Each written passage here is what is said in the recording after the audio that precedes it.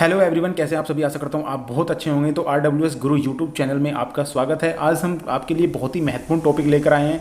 भारतीय संविधान के महत्वपूर्ण अनुच्छेद 395 अनुच्छेद हैं, वो सारे मैं यहाँ पे कराने वाला हूँ आपको एक ट्रिक के माध्यम से, जिससे आपको सारे ही क्वेश्चन यहाँ पे याद रहने वाले हैं। आप किसी भी एग्जाम की तैयारी कर रहे हैं तो ये वीडियो आपके लिए बहुत ही इंपॉर्टेंट रहने वाली है। और इस वीडियो को देखने के बाद आपका कोई भी सवाल अगर अनुच्छेद से संबंधित है तो इससे बाहर नहीं जाएगा। तो चलिए गाइज, टाइम ना वेस्ट करते हुए शुरू करते हैं। देखिए, भारतीय संविधान के महत्वपूर्ण अनुच्छेद के बारे में बात करेंगे। भारतीय संविधान में अभी वर्तमान में आपके 22 भाग हैं और 395 अनुच्छेद हैं आपके, और 12 अनुसूचियां हैं। कई बार सवाल डायरेक्टली बना हुआ है कि कितने भाग हैं भारतीय संविधान में, तो 22 भाग हैं, 395 अनुच्छेद हैं और 12 अनुसूचियां हैं। कई बार ये पूछा गया है।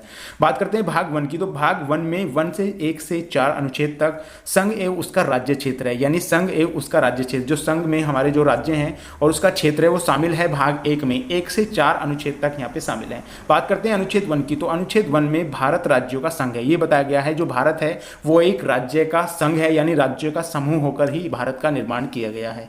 बात करते हैं अनुच्छेद 2 की। तो नए राज्यों का प्रवेश, यदि कोई भी नया राज्य प्रवेश होगा तो आपका अनुच्छेद 2 के तहत किया जाएगा। अनुच्छेद 2 में नए राज्यों का प्रवेश या नए राज्यों का गठन है, कई बार एग्जाम में पूछा गया है। बात करते हैं अनुच्छेद 3 की। राज्यों के क्षेत्रों और सीमाओं में परिवर्तन, यदि आप राज्यों के क्षेत्र और सीमा में परिवर्तन करते हैं तो उससे रिलेटेड आपका अनुच्छेद है अनुच्छेद 3। कई बार ये सवाल आया हुआ है और बच्चों ने अनुच्छेद 2 लगाया है। यदि नए राज्यों का प्रवेश होना है तो आपका अनुच्छेद 2 लगाना है। यदि राज्यों की सीमाओं में या राज्यों के क्षेत्रों में जो परिवर्तन किया जाएगा तो आपको अनुच्छेद 3 ही लगाना है। मोस्ट इंपोर्टेंट क्वेश्चन है एग्जाम के पॉइंट ऑफ व्यू से। बात करते हैं भाग 2 में। भाग 2 में 5 से 11 तक आपका अनुच्छेद है, जिसमें नागरिकता शामिल है। इसकी एक ट्रिक है, आप नाग पंचमी याद रख सकते हैं। इससे नाग पंचमी से यानी नाग से नागरिकता हो जाएगी और पंचमी से 5 से 11 तक जो अनुच्छेद हैं आपके भाग 2 में है। मोस्ट इंपोर्टेंट क्वेश्चन है एग्जाम के पॉइंट ऑफ व्यू से, आप इसको याद रख सकते हैं। बात करते हैं भाग 3 में। भाग 3 में 12 से और 35 तक आपके अनुच्छेद हैं, जिसमें मौलिक अधिकार दिए गए हैं कि मौलिक अधिकार हमारे लिए क्या है। इसमें मैंने आपको यहाँ पे दिया है मौलिक अधिकार के बारे में। इसमें पहला मौलिक अधिकार है आपका समानता का अधिकार, आपको समानता का अधिकार देता है। दूसरा आपका है स्वतंत्रता का अधिकार। तीसरा है शोषण के विरुद्ध अधिकार। चौथा है धार्मिक स्वतंत्रता का अधिकार। पांचवा है संस्कृति और शिक्षा संबंधी अधिकार। और छठा है आपका संवैधानिक उपचारों का अधिकार। 6 मौलिक अधिकार आपको यहाँ पे दिए गए हैं। तो मोस्ट इंपोर्टेंट रहने वाले एग्जाम के पॉइंट ऑफ व्यू से, क्योंकि कई बार मौलिक अधिकारों से क्वेश्चन बने हैं। बात करते हैं भाग 4 की। तो भाग 4 में 4A और 51A जो इसका अनुच्छेद है, इसमें मौलिक कर्तव्य दिए गए हैं। तो मौलिक कर्तव्य दिए गए हैं, कई बार मौलिक कर्तव्य से सवाल बना है कि मौलिक कर्तव्य को कब जोड़ा गया। मैंने यहाँ पे नोट करके लिखा है। जो चीज़ मैं नोट करके लिखता हूँ तो गाइस प्लीज़ उसको जरूर नोट डाउन करिएगा आप। देखिए, श्रवण सिंह समिति की सिफारिश पर वर्ष 1976 में 42वें संविधान संशोधन के तहत संविधान में शामिल किए गए थे मौलिक कर्तव्य। मोस्ट इंपोर्टेंट है एग्जाम के पॉइंट ऑफ व्यू से। चलिए गाइस, नेक्स्ट चलते हैं। देखिए, नेक्स्ट है हमारा भाग 5। भाग 5 में क्या है, अनुच्छेद 52 से 51 तक है। तो भाग 5 कई बार पूछा गया है कि भाग 5 में कितने अनुच्छेद से कितने अनुच्छेद हैं। तो 52 से आपका 51 अनुच्छेद हैं, 151 तक भाग 5 में है। इसमें क्या आता है, इसमें आता है राष्ट्रपति आपका। तो राष्ट्रपति के बारे में जान लेते हैं। अनुच्छेद 52 में राष्ट्रपति का पद है, यानी भारत के लिए एक राष्ट्रपति होगा, जो कि अनुच्छेद 52 में बताया गया है। इसका वर्णन अनुच्छेद 52 में है। आपको याद करने के लिए बहुत ही आसानी होगी। भाग 5 में 52 से 151 तक है। राष्ट्रपति जो है, राष्ट्रपति का पद हमारा 52वें अनुच्छेद में है। बात करते हैं अनुच्छेद 53। तो अनुच्छेद 53 में क्या है, राष्ट्रपति की शक्ति व कार्य। अनुच्छेद 53 में बताया गया है कि राष्ट्रपति की क्या क्या शक्तियां हैं और राष्ट्रपति के क्या कार्य हैं, वो अनुच्छेद 53 में यहाँ पे बताया गया है। बात करते हैं अनुच्छेद 54 की। तो अनुच्छेद 54 में राष्ट्रपति का जो निर्वाचन होता है एकल संक्रमण विधि से होता है और अनुच्छेद 54 के तहत किया जाता है। बात करते हैं भाग 6। भाग 6 में क्या है, आपका है 152 से 237 तक भाग 6 है। कई बार डायरेक्टली सवाल बना है कि ये अनुच्छेद कौन से भाग में आता है। जैसे 231 में आपको दे दूं तो भाग 6 में अब आप बता पाओगे। तो इसमें आता है राज्यपाल। राज्य के बारे में, जो केंद्र में आपका राष्ट्रपति होता है वो राज्य में राज्यपाल की पावर होती है, ये आपको पता होगा। बात करते हैं अनुच्छेद 153। 153 में राज्यपाल का पद है, यानी कि जैसे राष्ट्रपति का पद है अनुच्छेद 52 में, उसी प्रकार से यहाँ पे राज्यपाल का पद है 153 में। बात करते हैं 153 हो गया। 154 में राज्यपाल की शक्ति और कार्य, जैसे 53 में राष्ट्रपति की शक्ति और कार्य हैं, उसी प्रकार अनुच्छेद 154 में राज्यपाल की शक्ति और उसके कार्य बताए गए हैं। बात करते हैं अनुच्छेद 155 में राज्यपाल का निर्वाचन। जो राज्यपाल का निर्वाचन होता है वह अनुच्छेद 155 में होता है। राज्यपाल राष्ट्रपति के एजेंट के रूप में कार्य करता है राज्य में। तो मोस्ट इंपोर्टेंट क्वेश्चन रहने वाले हैं आपके एग्जाम के पॉइंट ऑफ व्यू से। अब मैं आपकी इसकी एक ट्रिक बताता हूँ। देखिए, यहाँ पे आपको +1 करना है। +1 कहाँ करना है, ये 52 है और 52 में यहाँ पे आपको क्या करना है, +1 कर देना है। यानी 100 तो जोड़ना ही है यहाँ पे, ये तो जोड़ना ही है आपको। ये 100 तो आपका प्लस हो ही जाएगा।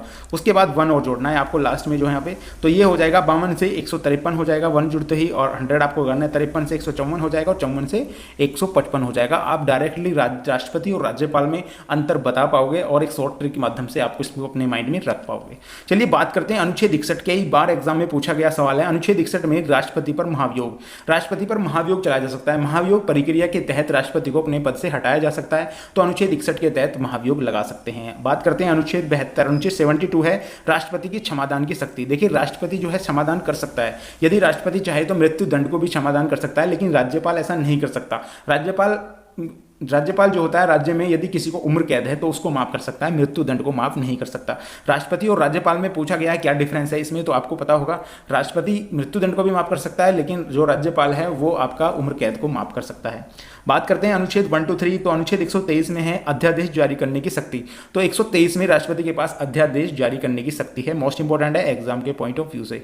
बात करते हैं अनुच्छेद 143, कई बार एग्जाम में पूछा गया है और बच्चे इसमें सबसे ज्यादा कंफ्यूज होते हैं। तो अनुच्छेद 143 है सुप्रीम कोर्ट से सलाह। देखिए राष्ट्रपति चाहे तो सुप्रीम कोर्ट से सलाह ले सकता है, यह अनुच्छेद 143 में यानी 143 में ऐड है कि राष्ट्रपति चाहे तो सुप्रीम कोर्ट से जो है सलाह ले सकता है किसी भी कार्य पर।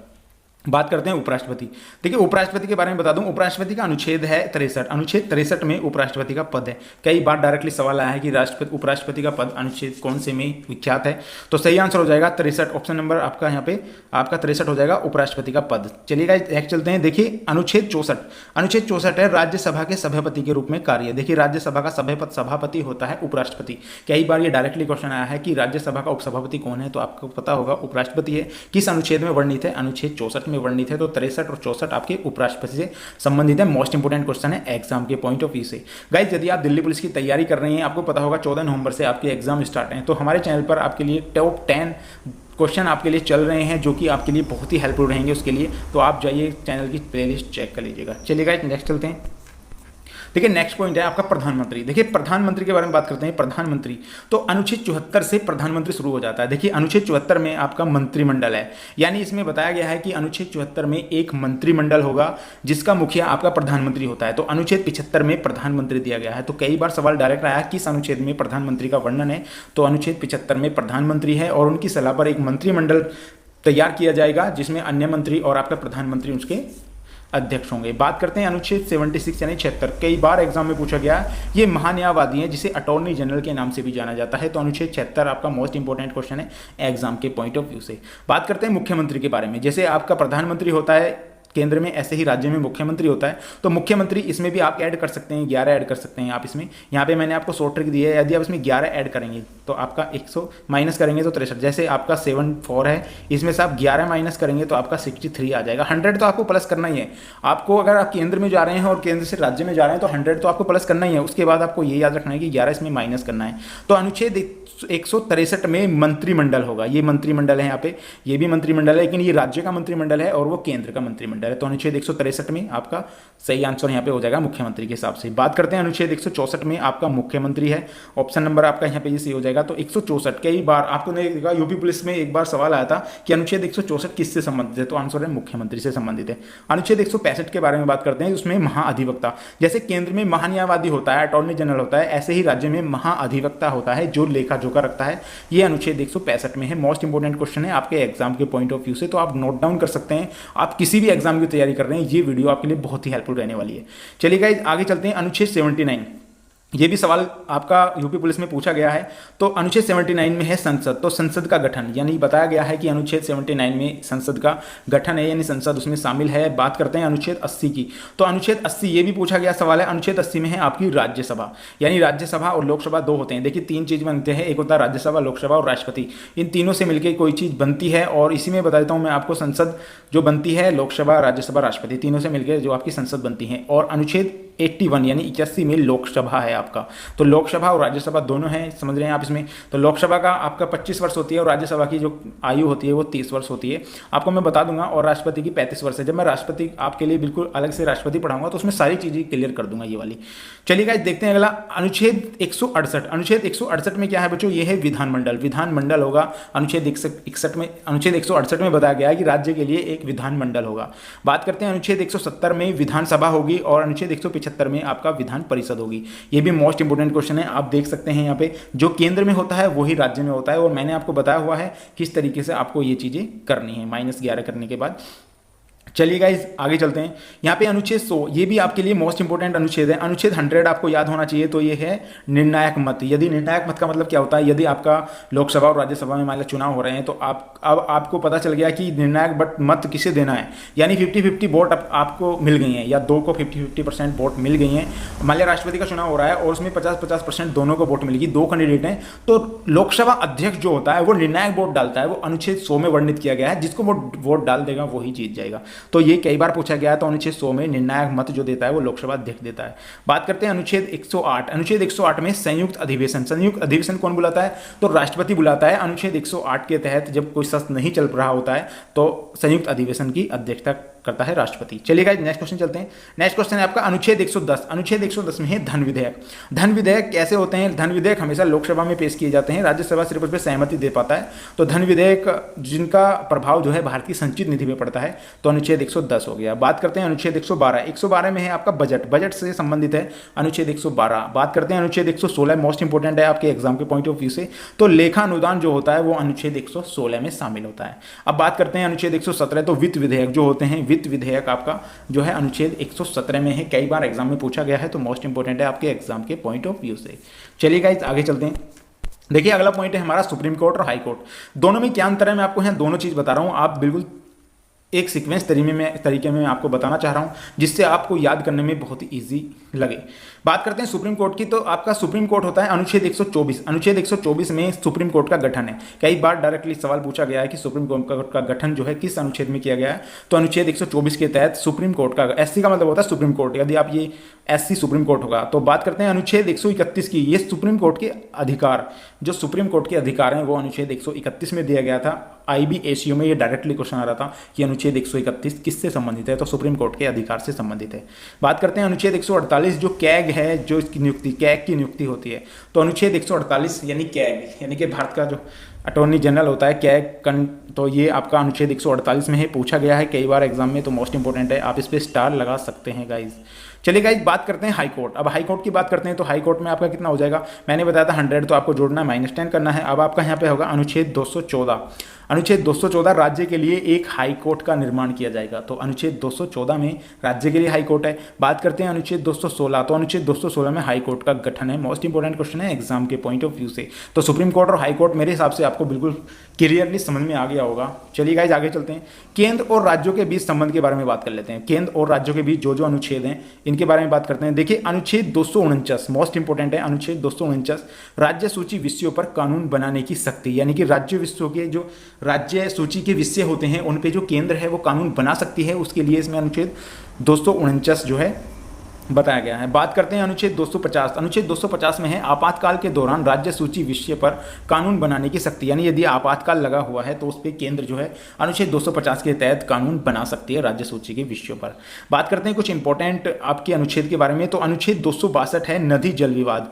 जो नदी जल विवाद है, जैसे कावेरी जल विवाद है, तो वो किस अनुच्छेद में आएंगे, तो अनुच्छेद 262 में आएंगे। जितने भी नदी जल विवाद हैं अनुच्छेद 262। बात करते हैं अनुच्छेद 263 में जो है अंतरराज्य परिषद है। मोस्ट इंपोर्टेंट क्वेश्चन है, अंतरराज्य परिषद अनुच्छेद 263 में आपका आता है। बात करें अनुच्छेद 280, यह है वित्त आयोग। वित्त आयोग का गठन होगा अनुच्छेद 280 के तहत। बात करते हैं अनुच्छेद 312 अखिल भारतीय सेवा। अखिल भारतीय सेवा यानी जैसे IAS, IPS, IFS जो होते हैं इन, तो ये आपके जो है 312 के तहत अखिल भारतीय सेवाओं का जो है सेवा से संबंधित है आपका अनुच्छेद 312। बात करते हैं अनुच्छेद 315 संघीय और राज्य के लिए लोक सेवा आयोग, यानी कि संघ है यहाँ पे, ये संघ जो है संघ और राज्यों के लिए लोक सेवा आयोग की जो नियुक्ति करता है अनुच्छेद 315 के तहत की जाती है। मोस्ट इंपोर्टेंट क्वेश्चन है आपके एग्जाम के पॉइंट ऑफ व्यू। गाइज आपको ये वीडियो पसंद आ रही है तो प्लीज वीडियो को लाइक जरूर करके जाएं। चलिए गाइज अगले पॉइंट पे चलते हैं। देखिए अगला पॉइंट है आपका निर्वाचन आयोग। मोस्ट इंपोर्टेंट है निर्वाचन आयोग और राज्य भाषा, ये दोनों आपको मैं बहुत अच्छी तरीके से समझाऊंगा। देखिए निर्वाचन आयोग है आपका अनुच्छेद 324 में एक निर्वाचन आयोग का गठन है, तो अनुच्छेद 324 निर्वाचन आयोग है।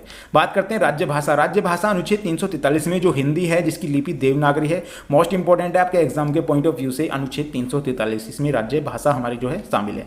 बात करते हैं आपातकाल से, तो आपातकाल में 3 अनुच्छेद हैं आपके। एक तो अनुच्छेद 352 है जिसमें राष्ट्रीय आपातकाल है। राष्ट्रीय आपातकाल की स्थिति होती है, यदि आपकी जो है गृह युद्ध हो जाए तो वहाँ पे राष्ट्रीय आपातकाल किया जा सकता है। बात करते हैं अनुच्छेद 356, ये राष्ट्रपति शासन है। यदि किसी राज्य का शासन अनुकूल नहीं चल रहा हो तो उसमें राष्ट्रपति शासन लगाया जाता है। अनुच्छेद 356 कई बार एग्जाम में पूछा भी गया है। बात करते हैं अनुच्छेद 360, वित्तीय आपातकाल। देखिए, वित्तीय आपातकाल का मतलब होता है यदि बाहरी आक्रमण हो जाए और गृह युद्ध हो जाए, दोनों स्थिति बरकरार हो जाए तो वित्तीय आपात की घोषणा की जा सकती है अनुच्छेद 360 के तहत। मोस्ट इंपोर्टेंट क्वेश्चन है ये आपके एग्जाम के पॉइंट ऑफ व्यू से, इस पर स्टार गिर के लिख सकते हैं आप, क्योंकि ऐसे क्वेश्चन जनरली एग्जाम में आपको देखने को मिल जाएंगे। बात करते हैं संविधान संशोधन। देखिए, संविधान संशोधन से आपका एक अनुच्छेद है अनुच्छेद 368, जिसमें संविधान संशोधन किया जाता है। आपके जो भी संविधान संशोधन हुए हैं तो अनुच्छेद 368 अनुच्छेद के तहत ही संविधान संशोधन किए जाते हैं। चलिए गाइस, नेक्स्ट पॉइंट पे चलते हैं। देखिए, नेक्स्ट पॉइंट है आपका कुछ अन्य महत्वपूर्ण अनुच्छेद हैं जो उसमें छूट गए थे, जो आपके लिए ये भी मोस्ट इंपोर्टेंट है। देखिए, अनुच्छेद 17, अनुच्छेद 17 क्या है? अस्पष्टता का अंत। अनुच्छेद 17 कई बार एग्जाम में पूछा गया है। आप किसी भी एग्जाम में यदि जाएंगे तो ज़्यादातर चांस अनुच्छेद 17 के पूछे जाने के हैं। बात करते हैं अनुच्छेद 29 यानी 29, तो यह है अल्पसंख्यक हितों का संरक्षण।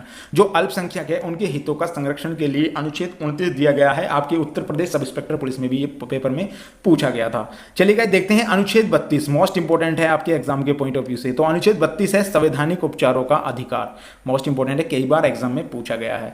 बात करते हैं अनुच्छेद 40, ये है पंचायती राज्य प्रणाली, यानी पंचायती राज यानी ग्राम पंचायतों का गठन अनुच्छेद 40 के तहत किया जाता है। इसमें पंचायती राज जो है प्रणाली शामिल होती है। तो गाइस, ये थे आज के हमारे 395 के 395 अनुच्छेद, जो मैं आपको याद कराने में सक्षम हूं या नहीं ये तो आप बताएंगे कमेंट बॉक्स में। अगर आपको वीडियो पसंद आई हो तो प्लीज़ वीडियो को शेयर जरूर करना और चैनल को सब्सक्राइब कर लेना ताकि आने वाली वीडियो आप तक पहुंच जाए। तो धन्यवाद।